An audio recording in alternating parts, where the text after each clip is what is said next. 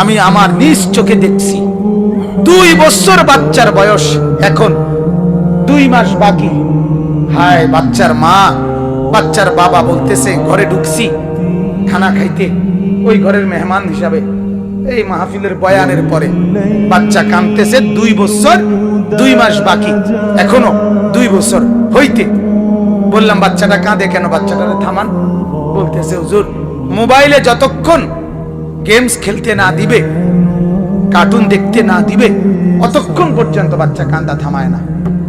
আমি তখন বললাম, ভাই, আহা, এই বাচ্চা 2 বছরও পূর্ণ হয় নাই, এই মাসুম বাচ্চাকে এই বরবাদিটা কে করলো? আরেক গ্রামের আরেক বাড়ির মানুষে না? কথা বলেন না কেন মিয়া? তার মা, তার বাপ। আল্লাহ বলে, শোনো বান্দা, দুনিয়ার সম্পদ এবং সন্তানাধি এ তো শুধুই কেবল দুনিয়ার কিছুক্ষণের সৌন্দর্য।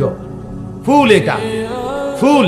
ফুল যত সুন্দর হয়েই ফুটুক, সন্ধ্যা হইতে হইতে 6 ঘন্টা 9 ঘন্টা পরে ফুল শুকিয়ে যায়, বিবর্ণ হয়ে যায়, মলিন হয়ে যায়।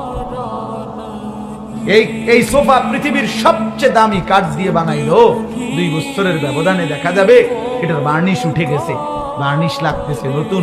কোনখান দিয়ে, ওই যে এটা এনে উঠে গেছে কাঠ, কোনখান দিয়ে পায়া ভাঙ্গা গেছে, ফ্রিজের তলে দিয়া পানি পড়ে, এসির কোনা দিয়া পানি পড়ে, দরজা ভাঙ্গা ছিটকেরি পড়ে গেছে।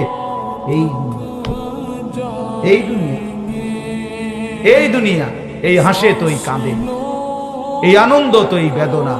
আমার যুবক ভাই, তোমরা আমাদের আগামী দিনের সম্পদ, নষ্ট হইও না বাপ। ইসলামের জন্য লড়বে কে বাপ? মুরব্বীরা তো চলে যাবে বাপ।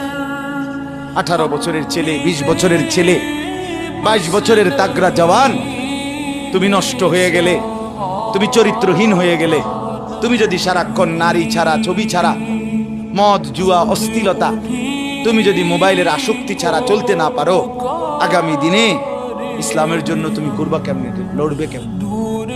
আগামী প্রজন্ম তোমার হাতে নিরাপদ দিন পাবে কেমন? বেঁচে থাকার নিরাপত্তা মিলবে না।